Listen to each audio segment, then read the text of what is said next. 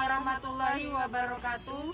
Salam sejahtera, salam, Om Swastiastu, Namo Buddhaya, salam Bumi Lestari. Kenalkan, nama saya Izaini Nur Aziza Edward, Ketua Tim Sadar Lingkungan SMK Negeri 7 Malang atau Koordinator Tim Adiwiyata dari unsur siswa. Saya Nur Putri Aremanita, Sekretaris dari Tim Sadar Lingkungan SMK Negeri 7 Malang.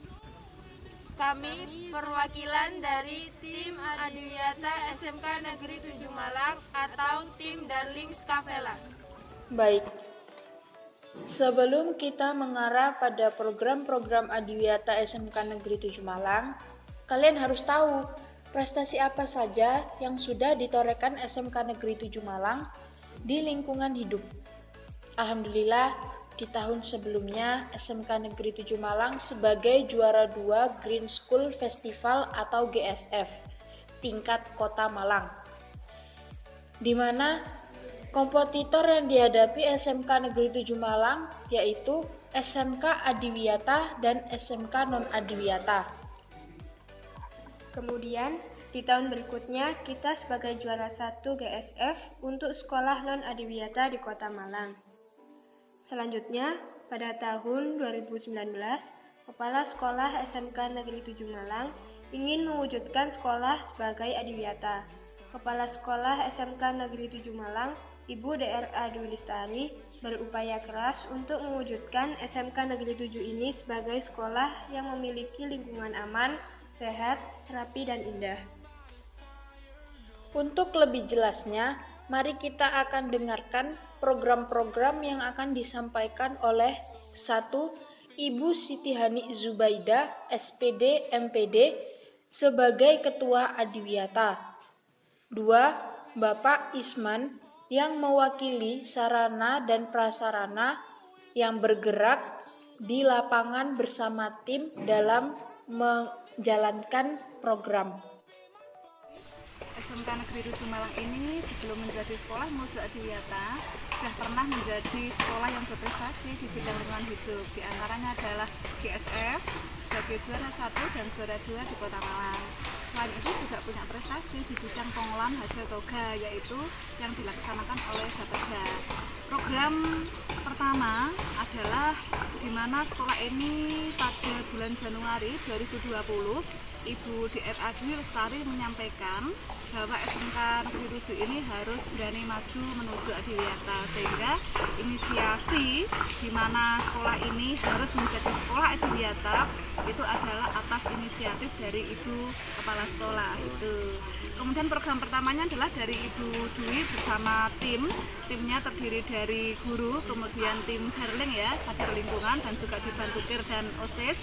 Pertama adalah pengurangan sampah plastik. Jadi dimulai dari di kantin diharapkan tidak menjual lagi makanan atau minuman yang berbungkus plastik. Akan tetapi tetap masih ada ya, sehingga apabila siswa membeli makan atau minum yang berbungkus plastik, maka plastiknya tidak boleh dibawa ke kelas. Itu yang pertama. Kemudian yang kedua adalah siswa harus membawa tumbler dan tempat makan dari rumah, sehingga tim OSIS dibantu KIR dan Darling itu harus ada di gerbang, dan Ibu Kepala Sekolah sendiri juga langsung mengecek setiap pagi di gerbang. Jadi nanti setiap pagi siswa itu harus menunjukkan tumblernya di gerbang. Kemudian tim Darling, tim OSIS juga KIR itu juga melakukan pengecekan di kelas-kelas. Jadi siapa sih yang belum bawa tumbler, siapa yang belum bawa kotak makan dari rumah, seperti itu. Nanti hasilnya dilaporkan ke wali kelas sehingga ada tindak lanjut itu. Kemudian sampah plastik yang sudah ada nanti dikumpulkan oleh tim, yaitu di bank sampah SMK Negeri 7 ada di belakang sana. Yaitu yang pertama. Yang kedua adalah sekolah ini alhamdulillah secara pengecekan kualitas udara ya yang selalu dicek oleh tim Darling juga, ini dalam kondisi sehat, bahkan sangat sehat ya, karena tahun ini 2020 kita SMK 7 memiliki taman yang sangat indah dan juga kualitas udara yang sangat baik itu.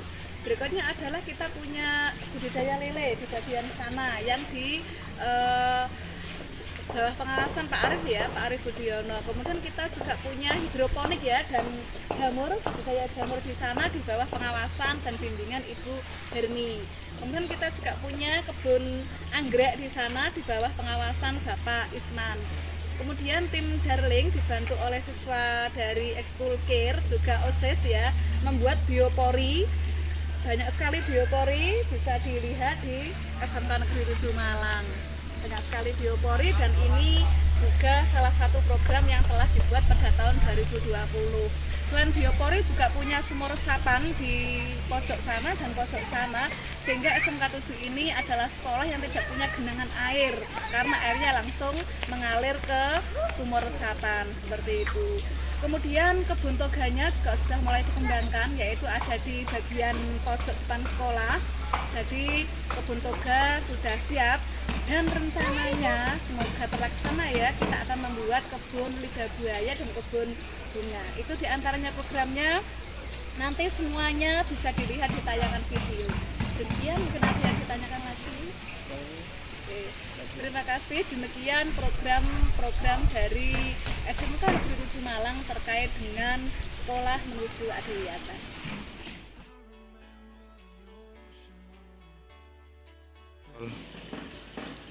Kita tahu sekolah ini bersih, rapi, dan nyaman.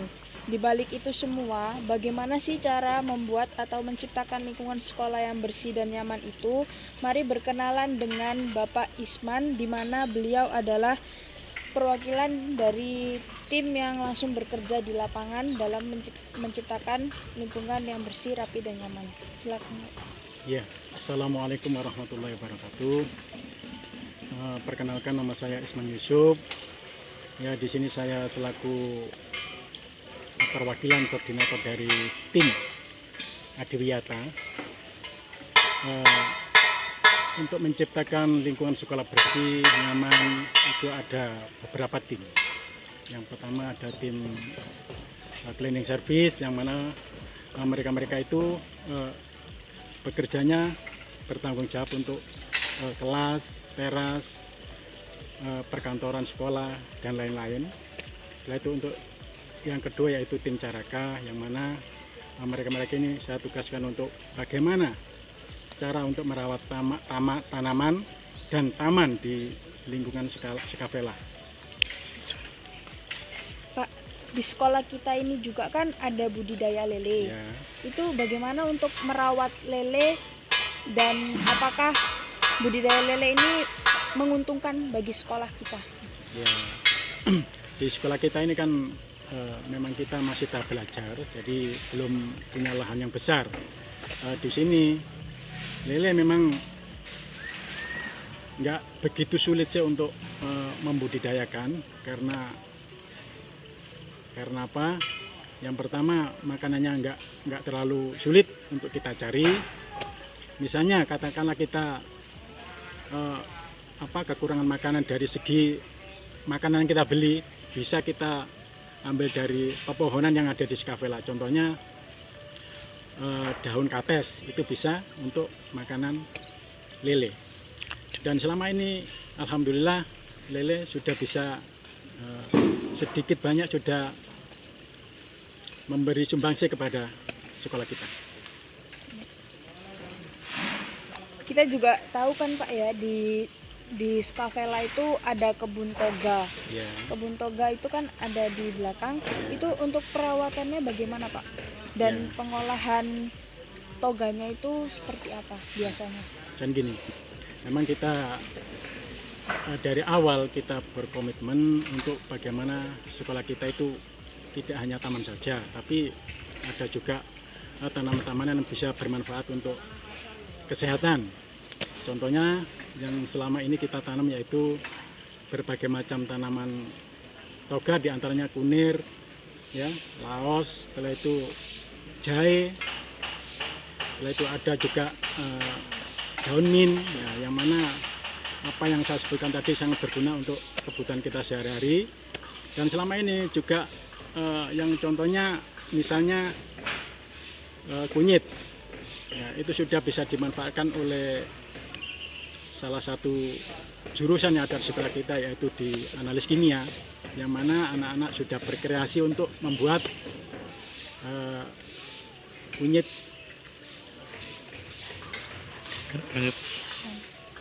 Iya. Ya. Terus Pak, di sekolah kita itu kan ada alur pembuangan sampah, mau dari sampah plastik maupun organik. Itu bagaimana sih Pak alur pembuangan sampahnya itu? Bisa dijelaskan? Ya gini. Jadi bagaimana sekolah kita itu bersih dari sampah plastik? Nah, kita menggerakkan caraka-caraka yang ada. Yang mana setelah caraka-caraka setelah selesai tugas-tugas mereka masing-masing, mereka akan mengambil sampah di depan-depan kelas yang tempat sampahnya sudah tersedia. Dipilah-pilah mana sampah plastik, mana yang sampah basah, itu akan dipilah-pilah. Dan setelah itu sampah yang sekiranya bisa didaur ulang, itu akan ditampung sendiri, yang mana nanti bisa dijual ke bank sampah.